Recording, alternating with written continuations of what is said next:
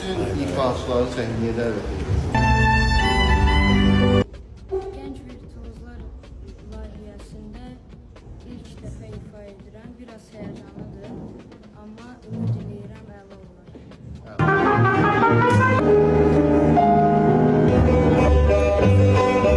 Bu proyektdə Azərbaycanda ilk dəfədir gənc virtuozlar, gənc nəslə həm motivasiya veririk, həm gözəl proyektlər alınır və orkestrda ifalar olunur və dərslər, proyektlərimiz həmişə yüksək səviyyədə keçib.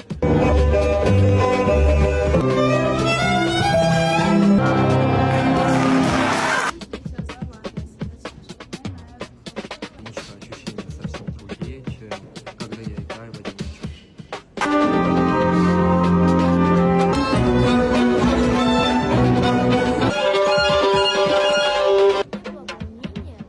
Мне нравится играть на пианино, и я думаю, что все будет хорошо.